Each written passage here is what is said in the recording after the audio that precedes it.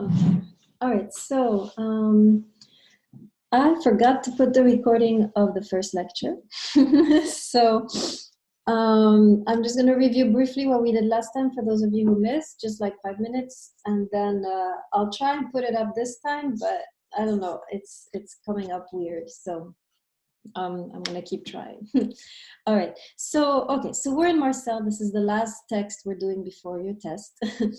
And remember, we talked about, since we're dealing with the topic of suffering, right? We're talking about the issue, the crisis of our times, which is the problem of despair, right? Now, does anybody remember why so many of us are in despair?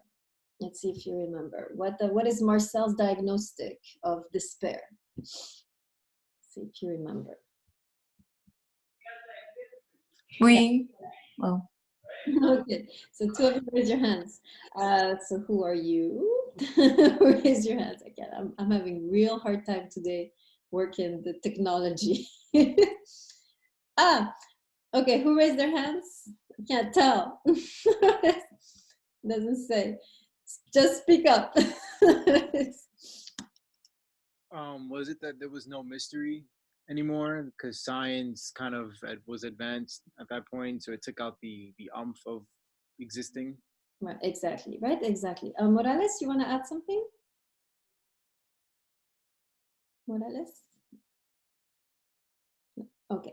All right, exactly. Right, Perez is right. The issue is that we have lost our connection to the deeper level of existence, which Marcel calls being or mystery, right? If we are just living on a superficial level where the only thing that really exists is the chaos of this life, right? If we are only connecting to the everyday life, we have no other option but to despair if we are, of course, conscious and not deluding ourselves or escaping in some kind of entertainment, right? If we really open our eyes onto reality and we are just seeing reality as it appears to us, it looks like chaos, we could die any moment, and so forth. Right, exactly, right? It's a very good quote from Wozniak on page 27. There's nothing in the realm of reality to which I can give credit, no security, no guarantee. That's exactly the feeling one has, right, in this world. So Marcel is saying there is a deeper layer to reality that we have lost our connection to when we are in despair, right? Now, Nietzsche, of course, remember, Nietzsche is in the sidelines, Nietzsche is in the class, right? He's listening in because we have to respond to Nietzsche for our test question, right? So he's listening in and his reaction would be like, okay, fine, but how do you really know that this dimension of being really exists, right? And remember, for Marcel, the dimension of being is not just an energy, it's not just an intelligence, it's personified, right? Marcel defines being or mystery as a force or presence which is on our side. Okay, make sure you write this down, right? It's not just like in other traditions. Remember, we made an inventory of all of the other traditions that say something similar, right? Taoism, Hinduism, Greek, the pre-Socratics, the Stoics, all speak of this dimension, right? But for them, it's an inanimate intelligence. For Marcel, we are really connecting to a presence when we are connecting to being or mystery. And this is a presence which is aware of us as much as we are aware of it, right? So, of course, Nietzsche is very interested about this deeper layer of being. He's happy that Marcel is not escaping. But we still need to prove that this dimension does exist, right? So Rivera, what do you mean if there is a universal awareness of being? What do you mean by that? What are you saying? Rivera, your comment, can you develop? Rivera is not speaking. Yes, very good. So Marcel, in a way, is presupposing, and we're going to, thank you, Rivera. He's presupposing, we're going to talk about how we all have an awareness of being, and he's presupposing that we are all having the same, sharing the same awareness, right? This is something, in a way, our awareness of being, as he's going to show us, is something that we have all, pretty much all of us in the classroom have experienced to some degree, right? So let's get into how, today we're going to get into, because obviously it's amazing if there is really a presence which is on our side, which right? Which is in a way working for us, to which we can connect, to overcome or to have an anchor in the chaos of this life. This is very good news, but it has yet to be proven that this dimension exists. So today we're going to go into Marcel's proof of this dimension, right? And now Nietzsche is all ears, right? He's listening in, and we have to see by the end of class time whether Nietzsche is going to be convinced or not, right? So remember that Marcel is going to simply, his argument is going to be the same. He's going to give us 3 different examples of this, three instances of this, but his argument is always the same. There are certain feelings that we have which find no explanation in life as we see it, as we witness it on a day-to-day basis. Therefore, he says, perhaps, right? It's always a perhaps with Marcel. It's never for sure.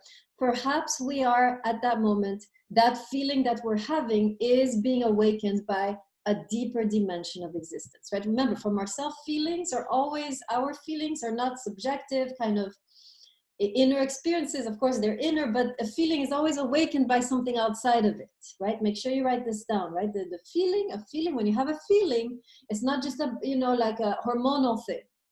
It's something in the world has awakened your feeling. And so your feeling is testifying, pointing to an event in the world. If you're very sad, if you're very angry, if you're very anxious, the feeling is pointing you to something that is deeply wrong in your life right now. And the feeling, in a way, is a messenger pointing you to this dimension, right? So a feeling always has what I would call an intention.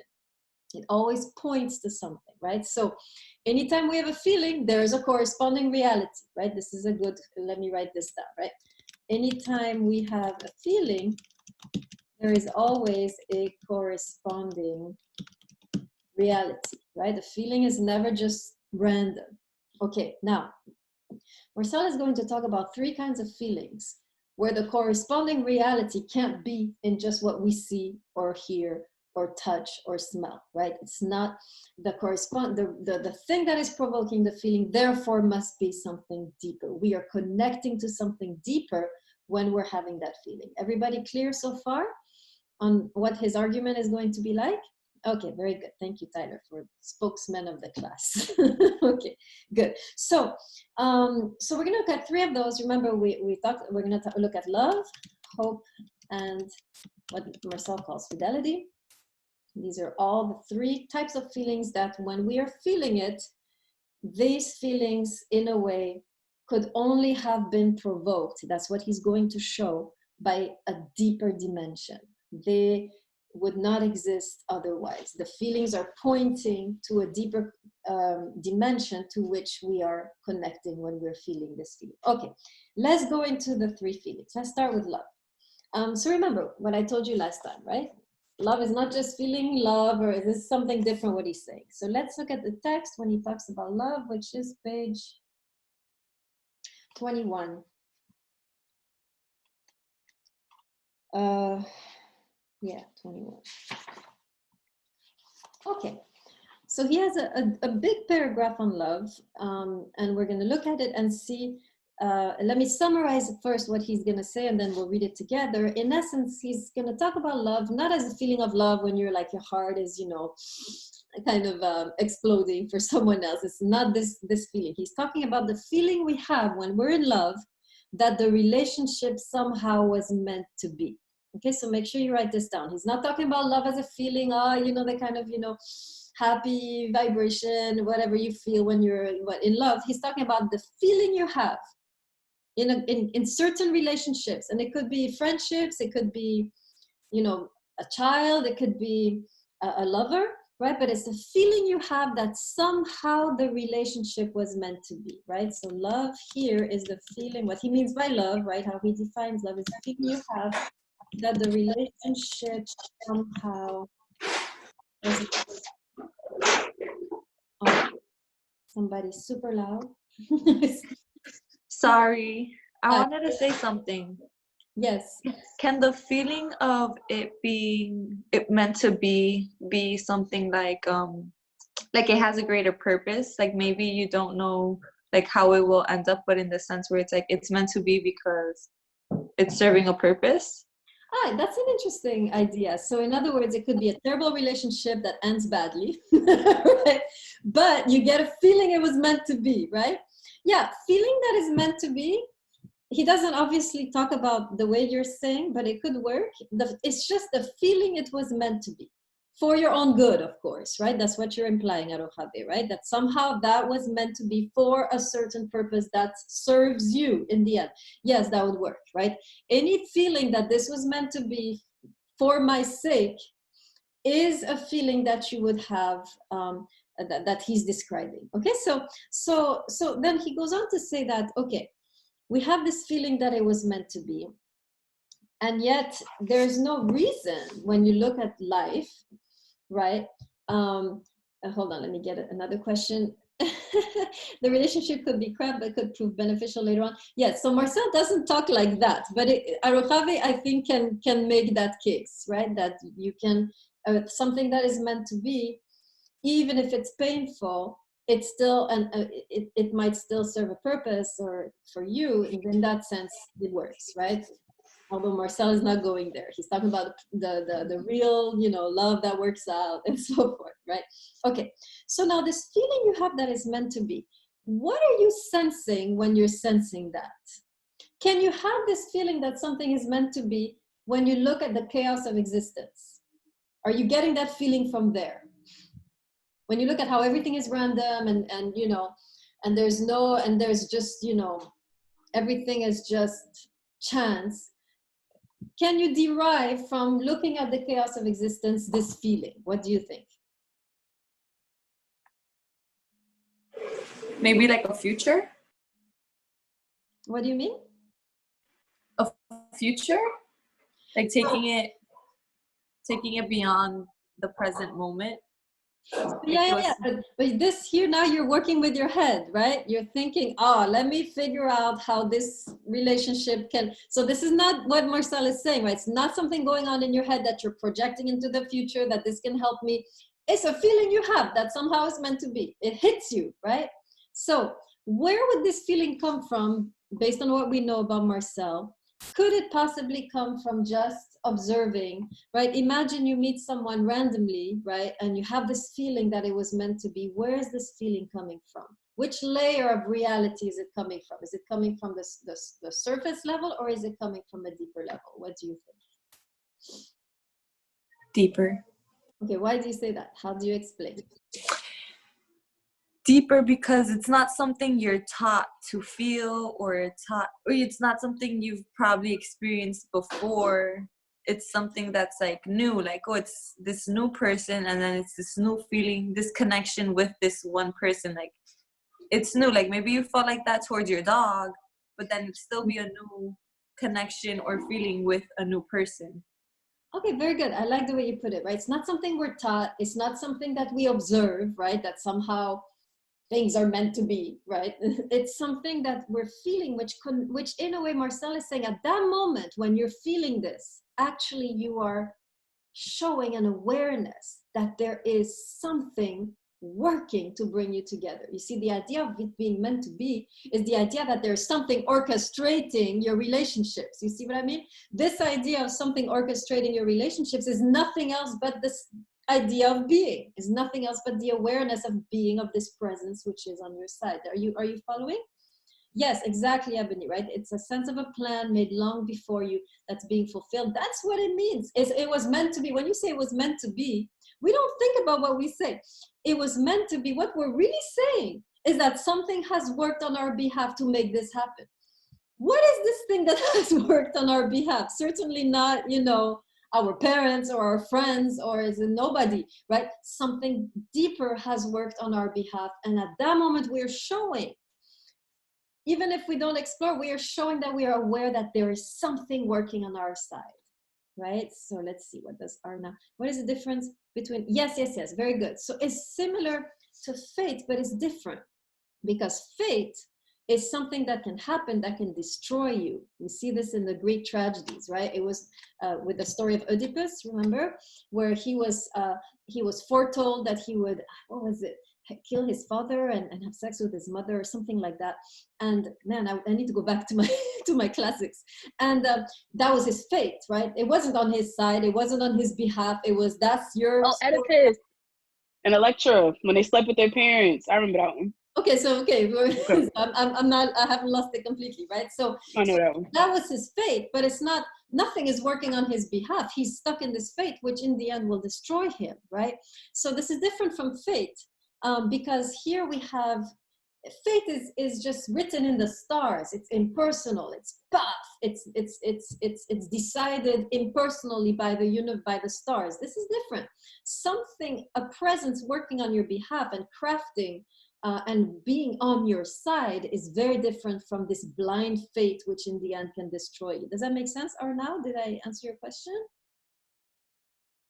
Yes, that answered my question. Okay, good. All right. So now that we have, so make sure you have written down, right, that this sense that something is meant to be. What you're really thinking is that somebody has been orchestrating this. Something has been orchestrating this. And what is that other than an awareness of this presence, which is on your side, which Marcel calls mystery or being? Everything is clear so far?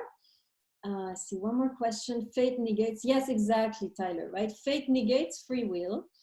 And but in this context, right, you have, of course, the will to do whatever you want, but you have an ally, right, in working on your side. This is what we have here, whereas fate is not an ally, right? Is crushing you in a way, fate, right?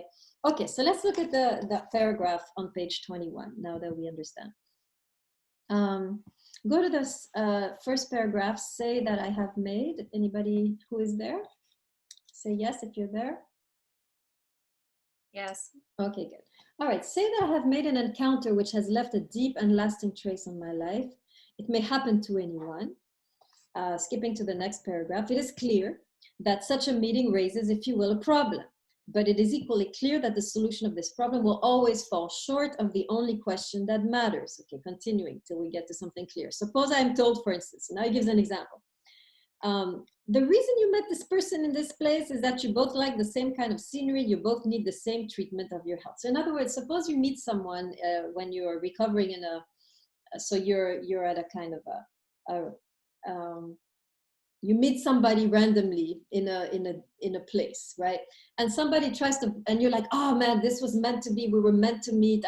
This is like either a friend or a lover, and this was, this was meant to be. You have a strong sense it was meant to be. And then someone comes and brushes it off, and they say, the reason you met this person is you both like the same kind of scenery, so that's how it's trying to rationalize, right? How it happens, how it's in a way it makes sense. There's nothing mysterious about meeting this person. You both were sick with the same disease, and now you're both in the same hospital.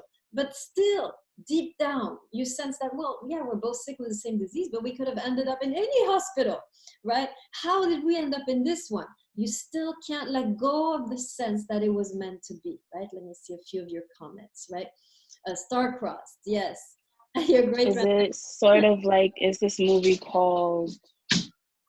Oh my gosh, Jasmine, what's that movie? All right, it's this movie that came out last year, and it was with Oprah Winfrey and the Indian chick Mindy. I can't remember, but it was like a quote that Oprah said, and she was basically like, "Do you understand how many people had to make a decision in their lives for you to be here exactly as you are today?" And I think it's kind of like along the same lines. Like everything seems like it's chance made, but for us to be exactly in that spot, people had to make so many moves for us to get here. Is almost orchestrated. Exactly, right? That's the idea. There's a funny story I tell, but I don't have time. Okay, fine, I'll tell it really quick. So I'll take 2 minutes, which resonates with what Marcel is saying here. So I was kind of in a party with a bunch of people I didn't know. I was bored to death, and so I, in those moments I tried to find like the most shy people to sit with so I can, relax. So I found this elderly couple and I sat next to them. And so I start talking to them and the guy starts telling me. So I asked them, they talk. And then I asked them, how did you guys meet? You've been together for 60 years. How'd you meet? He said, it's a very interesting story, he says. He says, I was a soldier and I was on my way. So they're like really old. So it was like in the 30s. No, can't be that old. The 50s, 40s or 50s. So he was in the military, and he had to cross from New York to California on the train. And so he was on that train crossing. He was like 19 or something, and he was making that crossing into California.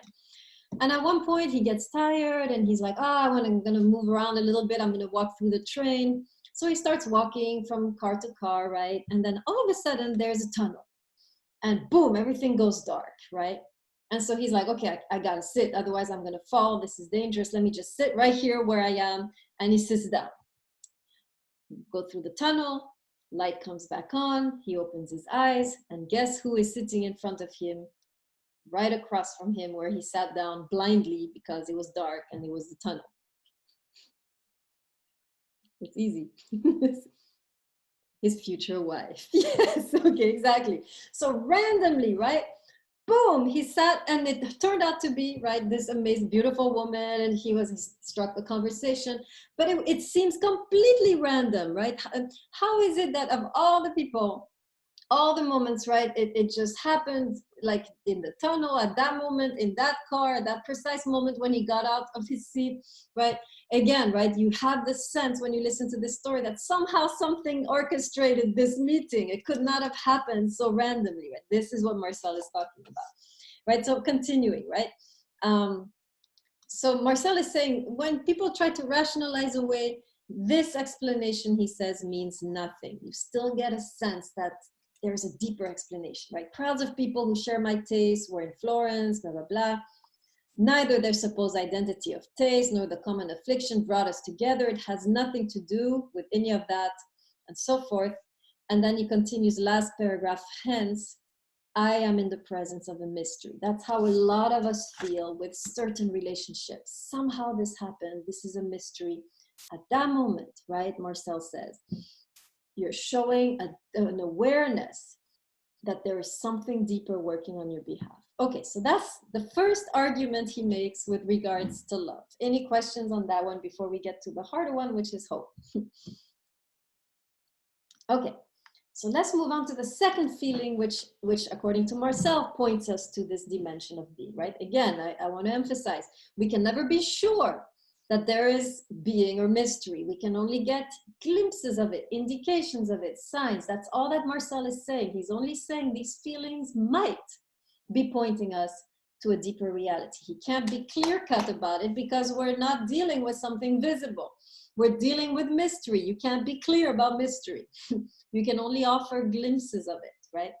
Okay, so let's look at hope. So let me explain again what he means by hope, and then we'll look at the quotes. So remember, he talked about, or I mentioned this in the introduction, how he was working in the Red Cross during the war, and he had the responsibility of telling the families their son had died, and he couldn't help but notice a pattern in the way they reacted, that somehow, even though all the evidence was there, that the son had died, they somehow kept on believing that perhaps the son had escaped, had found its way out of the trenches and was coming back to them, right? So so let me break it down, this feeling, so that you can also see how you've felt it before, right? Have you ever felt like everything is going bad? Suppose you're like in a relationship, or you're jobless, or you're going through some crisis, right? Let's take both the crappy relationship and the jobless, right? You're there, it's going bad, nothing's working, you've tried everything, and yet deep down, you can't stop hoping that somehow it's gonna work out. How many of you have had this experience? Let me turn on the gallery view. Just put your hand here in front of the camera. If you're going through something horrible, either it's a relationship, or you've lost your job, or you're about to fail, some kind of, I don't know, school, right? And deep down you feel, even though there's nothing in reality that gives you any type of comfort, or any type of, there is no indication that it's going to get better, and yet deep down you feel, somehow I know this can get better, I know this is going to work out, I know there is a way out, I know there is a way forward, I feel like it's going to be okay. This is a feeling that a lot of us have felt. Now, the reason, this is interesting with Marcel, Marcel is saying all of us can feel these feelings. The reason some of us don't is not that the feeling isn't there, is that we immediately crush it. This is the difference between someone who is open to the dimension of being and someone who is close to it, right? So we all have this, but a lot of us, when we feel this hope that, oh, it's gonna be okay, our reason kicks in and is like, shut up, it's not gonna be okay. There's no reason to believe this, and you crush it.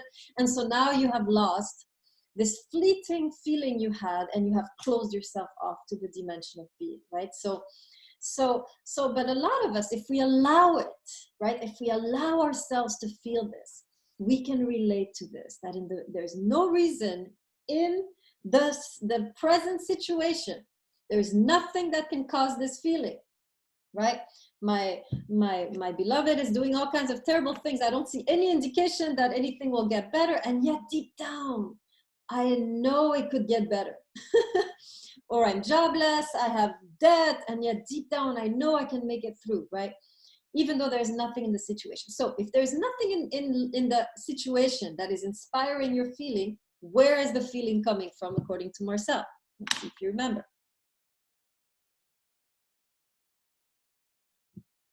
Yes? It's an easy answer. It's always the same answer. So it's a kind of faith, but where is this faith coming from? It's a feeling, right? You didn't invent it in your head. It hits you, you feel it, it's absurd. So Cartella says from a higher power, but remember, Marcel doesn't believe in a higher power, but he believes in a deeper reality. Exactly, being, right? So again, right, there's no sense in Marcel of a God, because remember, Marcel is an agnostic. So he doesn't think, he doesn't know about this God, but he knows there is a dimension. We can call it God, we can call it mystery, we can call it the source. There is something, that's what he's sensing from his atheistic perspective. Remember, he's an atheist when he's writing this. And yet he's able to sense there is some deeper presence which somehow is gonna find a way, right? This is different from the deeper presence which orchestrated it. This is a different awareness that somehow there is something on my side, again, right, which will make a way. This is the sense. So let me write down that hope. So different from love, right, how did I put it? Feeling you have that the relationship is somehow meant to be. Hope is the feeling that you have that a way will be made, that there is a way out, right? Just like love was the feeling, let me rewriting, that someone or something is orchestrating your relationships, right? So it's the same idea, right? There's something is on your side. There is a force which is on your side, which knows you, which is working for you, and which will somehow make a way for you to be reconciled, for you to see this person again, for you to survive this crisis. There will be a way. This feeling, says Marcel, cannot derive from the situation. The situation is hopeless. How then is the feeling, where is the feeling deriving from, according to Marcel, is coming from this awareness of this deeper dimension, which is on your side and which works for you and which can make a way, right? Everything clear? Does that make sense? Here's the best quote on this from Marcel. And yes, to the question I just read,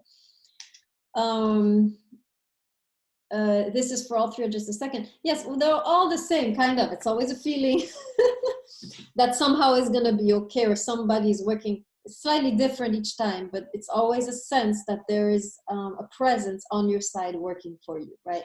Okay, so let's look at the best quote on hope that we have, which is, where is it? 28. Okay. Okay, so look at the second sentence. Are you there? Hope consists in. Who is there? Say yes. Yep. Okay.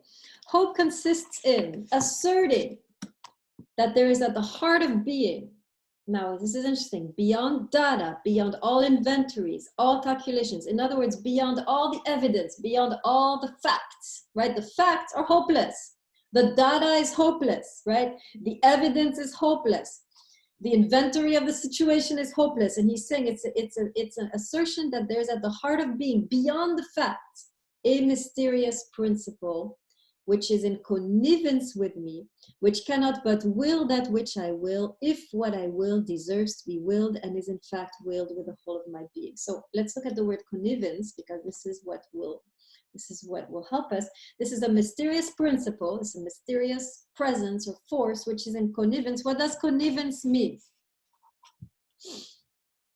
It has the prefix con, which if you're Spanish, you would know what it means. What does con mean in Latin and Spanish? Where are my Spanish people? With, thank you. Right? Con is a Latin prefix, which is also in French and the Spanish. Con means with. Connivence means that this is a mysterious principle which is with me, which is on my side, which is for me. Right? To be in connivence with me is to be with and for me, right? So he's saying hope is this feeling that somehow there is a mysterious force at work which is on my side and which will make a way, right? It's a clearer definition I can figure out, right? Of it's a force which is on my side and which will somehow make a way in this hopeless situation for this relationship to work out, for me to survive this crisis and so forth, right? So again, Marcel is saying the feeling of hope that we have testifies that there is this deeper dimension. Otherwise, we could not have this feeling. We would not have this feeling, right? So again, right, there's no proof, there is no certainty, but this feeling we have somehow gives us a glimpse that there really might be, gives us a glimpse of the possibility of a deeper layer of reality, which again, Marcel never names. He never calls it God or and so forth, right? This is, yes, in a way, you could say that he's describing God, but he doesn't know God, so he calls it mystery, right? But this is really, you can absolutely, that's why, remember, I told you about Marcel's conversion to Catholicism, right? When his Catholic friend was reading his works, he's like, yo, you're talking about God. Marcel's like, really? What do you mean? Right? So he is, but he doesn't want to talk about God because, again, first of all, he doesn't know God. And second of all, God is laden. It's a laden term, which is very negative in the French context, right? When you talk about God, you're talking about obscurantism, you're talking about tyranny, you're talking about authoritarianism. It has a very negative connotation, God, right, in the French context. And that's why Marcel doesn't want to use it. And anyways, he doesn't know God, right? So, but he gets this, he has all of his works show that he has a deep intuition that there is a deeper dimension, that there is a presence, but he doesn't name it because you cannot name the dimension of mystery, right? Okay, so I want to briefly, before we go into fidelity, I want to make a few distinctions between, in order to respond to Nietzsche, because we're going to be responding mostly on the context of hope, the difference between delusional thinking, optimism, and hope. It's very important. It will be very helpful to distinguish. So delusion, optimism, and hope, right? So if we can distinguish the three, we can really get a sense of what hope is and how it is different from the other two, right? Okay, so yeah. So let's start with delusional thinking, right? So when you're delusional about your situation, right? Because some people might say, well, hope is a kind of delusion, isn't it? Or hope is just optimism, right? But it's different, right? Okay, so when you're dealing with delusional thinking, is delusional thinking, first of all, based on the facts? Can you say that delusional thinking is connecting to any facts in your life right now? In other words, when you're delusional about, suppose you're in a bad relationship, right? And you're like, oh, you know, I think it's going to work. I have a feeling it's going to work out. And your friends are like, stop being delusional, right? Friends are saying, you're delusional. So is this delusion, grasping at straws right now, is this delusion a feeling or is it a thought? This is very important. This will help us in distinguishing. When you're being delusional about a relationship, yes, why do you guys say that? Okay, so we have a little mixed feelings, right? So we have a thought. Okay, Ebony, why do you say that it's a thought? Because it's not really based on anything that's happened previously in your relationship. Like, it's never went right before. There's nothing in your relationship saying that it's going to be right. It's just you letting a thought cross your mind and run away with it. Okay, very good. Because how are you feeling in the relationship in order to come up with this delusion? How, in other words, when you're in the state of delusion, are you at peace? Do you feel No. exactly right? When you're in No. a state of delusion, it's because deep down your feeling is like, is a horrible feeling of doom and wretchedness. So you come up with this story that is going to be okay, it's going to be okay, it's going to be okay. So delusional thinking is delusional thinking. A delusion is never a feeling, it's a thinking, it's a thought that you've come up with, it's all kinds of arguments and rationalizations that you come up with to override the feeling of doom that you're feeling in your heart. Do you see the difference? So hope is a feeling that everything's going to be all right. Hope, on the other hand, is a kind of settledness. It's a kind of restfulness that you feel peaceful when you're hopeful. You're not all agitated and then you're coming up with rationalizations why it can work. You see the difference between delusion? And I also think the difference is that when you hope, you don't necessarily hope for a specific outcome. You just hope that it'll work itself out. Like, it's not a specific outcome that you're working with. It's like, all right, I'll be okay. Like, I'll figure it out. I'll be all right. Very good, right? Did you take this class with me before? I can't remember. No. Good job, right? So absolutely, hope, unlike delusional thinking, hope is open-ended, doesn't know how it's going to end. It just knows all will be well, but it doesn't know specifically how, right? Whereas delusional thinking is like, yeah, it's all going to be good. We're going to get married. I bought my dress, you know. But deep down, you have this sinking feeling that no, it's not going to happen, right? So this is so we have to distinguish between delusional, which is what Nietzsche said. Remember that Christianity was based on, right? Nietzsche was saying Christianity is like you have a sinking feeling that everything is going wrong, and so you come up in your mind with this delusional thinking that is going to be okay. Marcel would be saying, no, be careful, this is different, right? Hope, number one, is not thinking, it's a feeling, and number two, it's a feeling which settles you down. It's a feeling which calms you. It's a feeling which grounds you. You don't need to create a delusion. You are, in a way, nourished by your hope. And number two, hope is open-ended. It doesn't expect a specific outcome. It doesn't know how things are going to play out. It just knows that all will be well. Whereas the delusional thinking is like, yeah, it's going to happen like this, and you're all in your... Can you type the thing for hope? Okay. What then? So hope. So two reasons why. Let me. Oh shit. Okay. So hope is not a thought, and it's open-ended, right? Whereas delusion is a thought and it's specific. That's the main difference, right, between the two. Now, what's the difference between hope and optimism? Anybody can want to figure that one out? So optimism is not delusional, right? It's different. What is optimism based on? Why are you optimistic? What makes you optimistic? What's the basis of one's optimism in general? You're thinking of the good things that are, like the good of what is. So how are you? So let's give a precise example, right? So suppose you're in a difficult relationship, right? The delusional is like you have horrible feeling and you invent a story. Optimism would be a different way to deal with it. So it's focusing on the positive, but can you be delusional when you focus on the positive? Can you invent the positive? Exactly, Wozniak, right? You can be optimistic because things have worked out for you in the past. So based on that experience, you know, I can get through this, right? In other words, suppose you had another difficult relationship in the past, or your parents had a difficult relationship and you saw that they worked through it. Now you can be optimistic in your relationship that, you know, we can do this. We have the resources, we have the tools. Now the key word is we can do this, right? Whereas hope, there is no hope. There is nothing left to do, and yet you hope, right? So optimism, unlike hope, is based on, it's rational. Again, it's rational. It's something that you calculate in your mind based on facts, whereas hope is not based on the facts. Hope, there is no reason to hope, and yet you're hoping. Whereas optimism, there is reason to be optimistic. There is always good reason to be optimistic based on your past experiences and so forth. So let me add optimism. Optimism unlike delusion or hope, right, is based on facts, on your experience, past experience, right?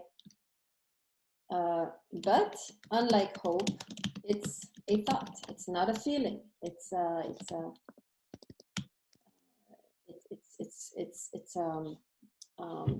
conclusion you've reached in your mind based on your experience that you can work this out. You have the resources. And the other difference, right, between optimism and hope is that optimism is self-reliant. I can do this, right? I have the tools to do this. Hope is surrendered, right?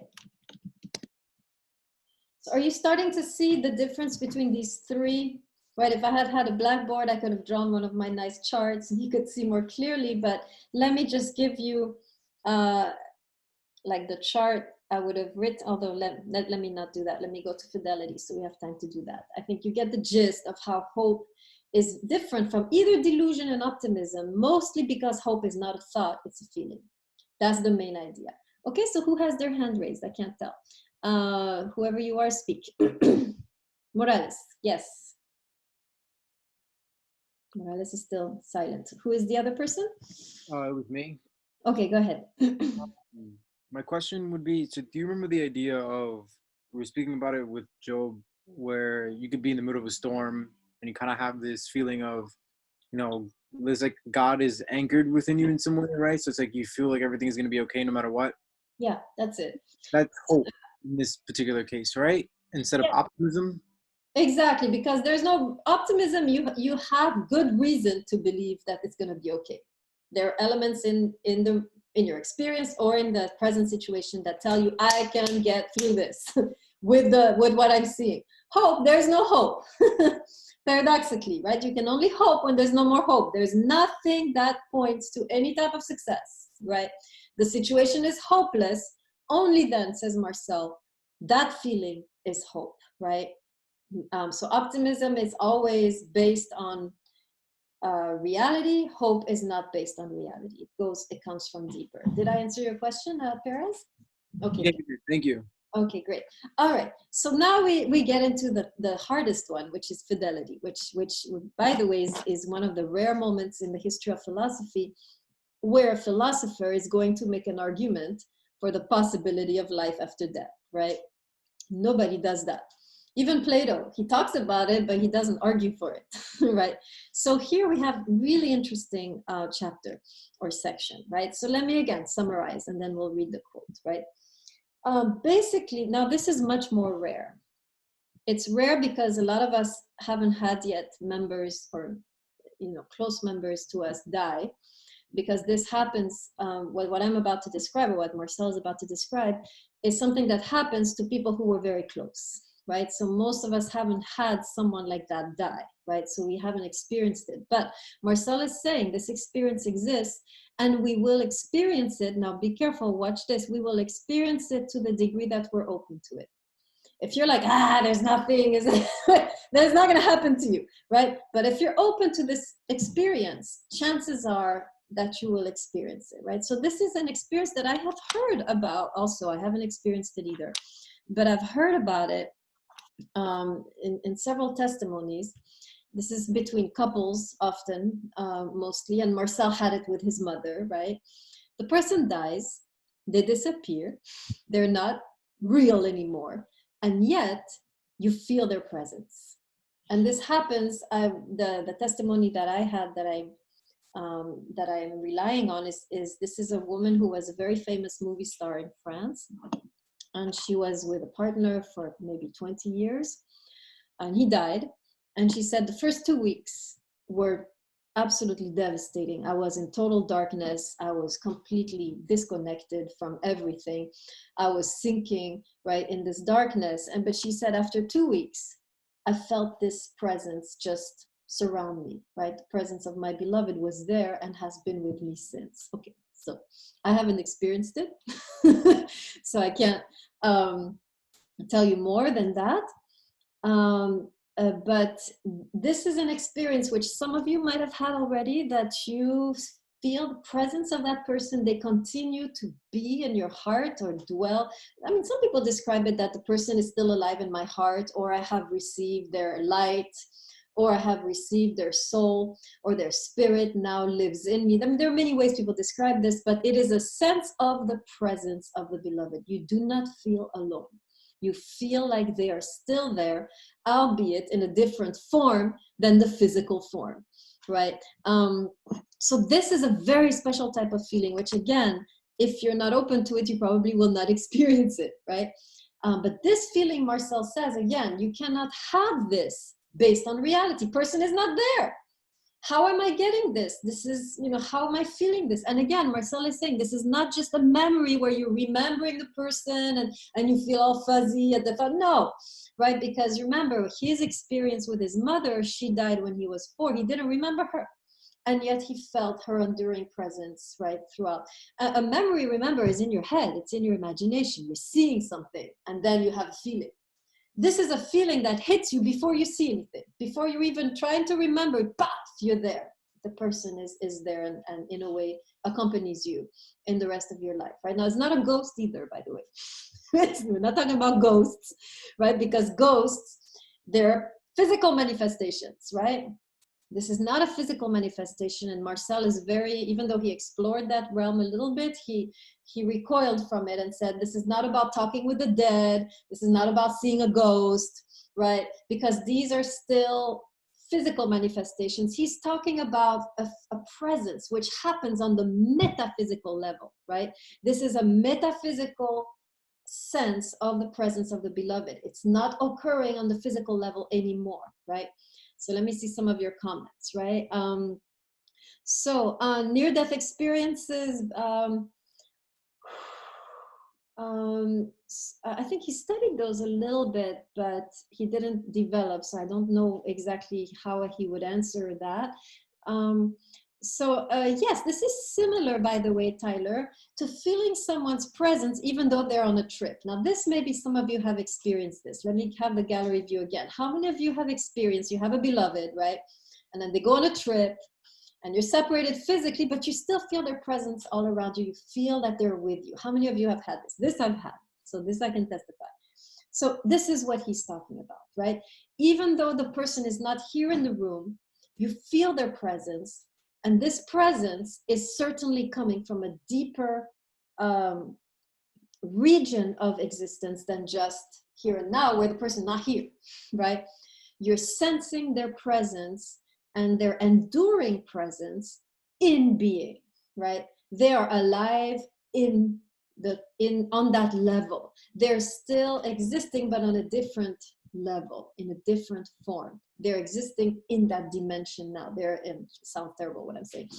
Woo, let me say it differently. Their presence is still felt, means that somehow they still are, but not in the same way that we used to see them. And in that sense, Marcel is pointing to the possibility of a life after, or the love continuing after death. This is what he means, right? He has several books where he talks about how love doesn't die, right? He comments on this passage in the New Testament, actually, that love doesn't die.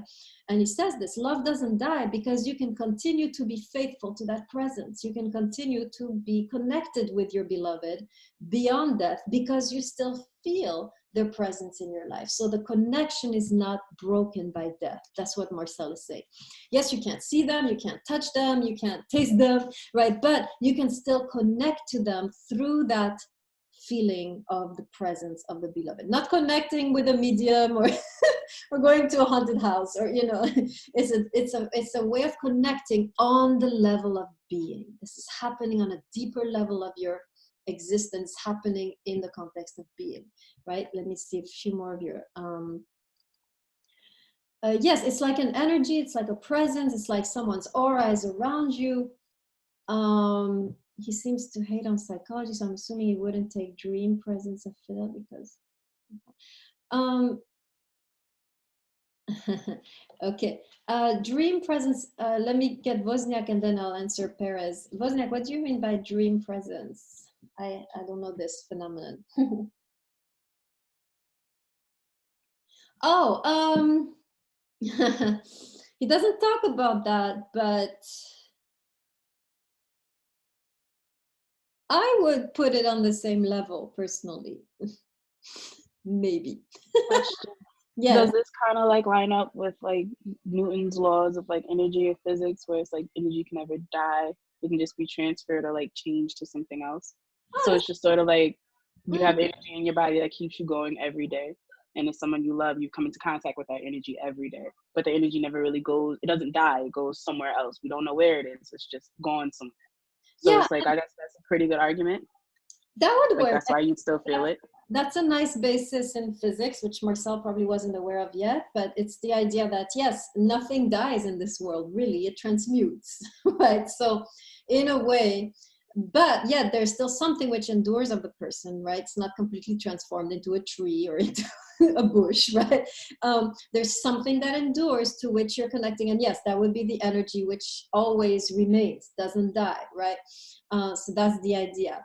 I had another, yes, now this is a good question by Paris. How do you know if we don't manifest it through our yearning for them, right?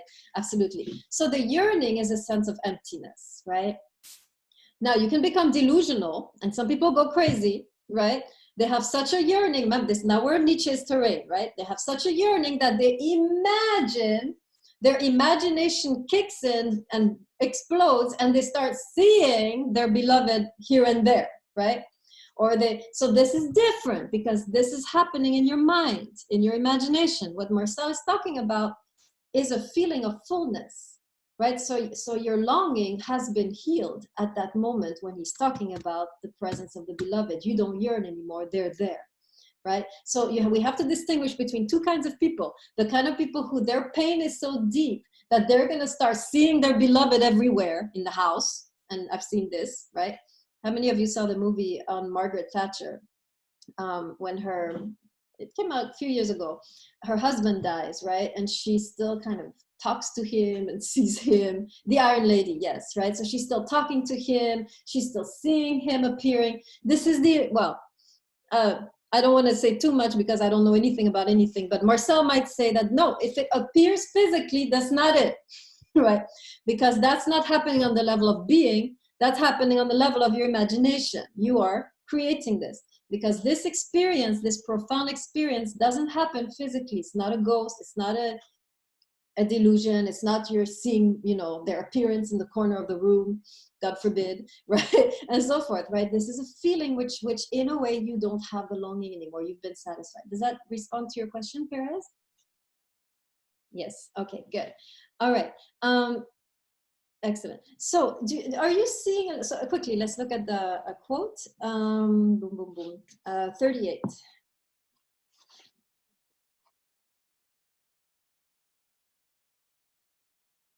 Okay. Go to. Oh gosh. So many passages.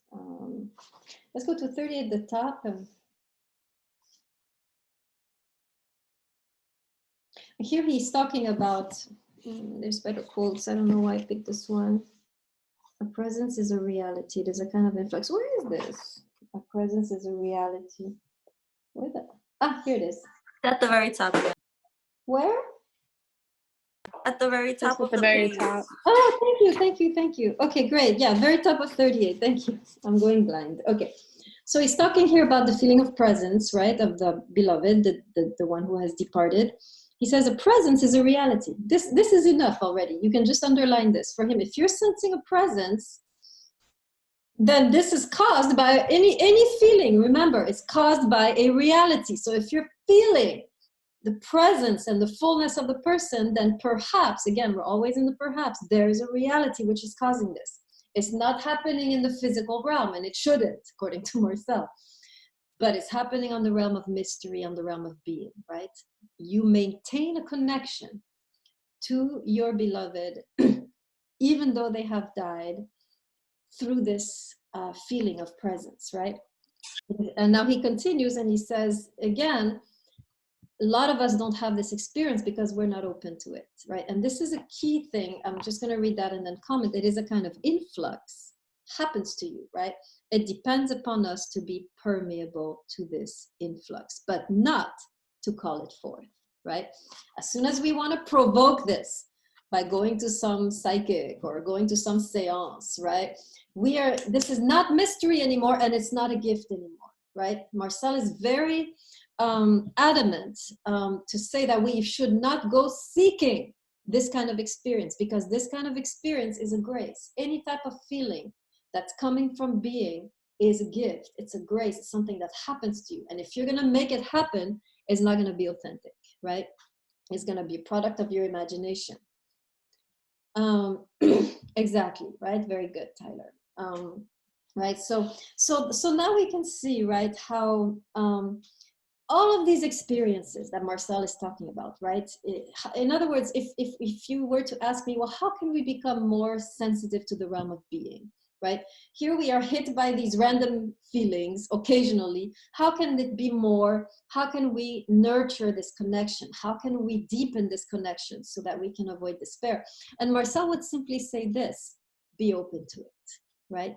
The more we open ourselves to, or the more we take these feelings seriously, the more you see, as soon as you have, for example, the feeling of, okay, it was meant to be, instead of crushing it, you're like, well, maybe it was, right? Or the feeling of there will be a way, instead of brushing it aside, I'm open to it, maybe this is true. And the feeling of the presence of another, instead of saying, oh, that's my imagination, you open yourself to it, you remain permeable to it. This is the way that we enhance our connection to being, the way that we cultivate it. And the more you are open to experiencing these gifts from the realm of being, the more you will experience them, and the more your connection to being will deepen, and the more you will escape despair, right? That would be the idea. Okay, any questions on anything I've said so far? Sorry, I went over a little bit. Could this be compared to God and atheists in the sense of openness? Yeah, I mean, Marcel is really more of an agnostic. He doesn't know, but he's open. That's the preferable stance, right? In general, according to Marcel. Atheist knows and they cut themselves off, right? Believer knows also and they cut themselves off. When you don't know, when you don't seek it, very good, right? We shouldn't seek it, but we should allow it, right? So he's saying actually the difference then from the biblical tradition, which says seek God, right? Here he's saying, no, don't seek it, but be open to it, right? That's different attitude here than the typical Christian attitude. So now any other questions before I conclude on the test a little bit? Okay, so now you're ready to respond to Nietzsche, right? Nietzsche is saying it's all a delusion, but now hopefully you have the tools, right, to articulate a different vision, right, which is not a delusion and why, right? So remember, Nietzsche is saying this world that Christianity has invented is a massive projection. It's a delusion of the mind. It's a story we tell ourselves, right? And Marcel, again, he's not talking about the afterlife, but he is talking about a deeper metaphysical dimension, which he, in a way, argues for and escapes the accusation of delusion. How does he, right, argue for it in a way that this is not a delusion, right? And for this, you will probably be you can use all three feelings, but hope obviously is the deepest one. And you can show how Marcel describes this deeper dimension. What is his argument? And how does he escape what Nietzsche might say and be like, Nietzsche would be like, you're fooling yourself. How are you not fooling yourself when you believe that there is such a dimension as mystery and being? Am I making sense for the rephrasing of the second question? Let me look at the test question. Okay, so number one, what is Nietzsche's critique of Christianity? You have 2 points you have to make, right? One from each lecture. And number two, how might Marcel respond to Nietzsche's critique of Christianity? You have to simply show how you simply deal with the accusation that Nietzsche makes that Christianity is delusional. You just work with that. An escapist, right? Just work with that criticism. These are on Blackboard too, right? On your syllabus. Syllabus, okay. Yeah. Okay. Okay, so on Wednesday we're gonna start Levinas, but in the weekend it's gonna get intense because you have to read Levinas. So I would suggest get started on your test now, right? So that you have the weekend free to really read Levinas and enjoy Levinas, right? So you can do your 2 questions. You can send them now if you want. You have until midnight on Saturday to finish. And then remember, you have your essay that's due. So yes, each question, thank you, Caratella, each response is 1 page, single spaced, so total of 2 pages, right?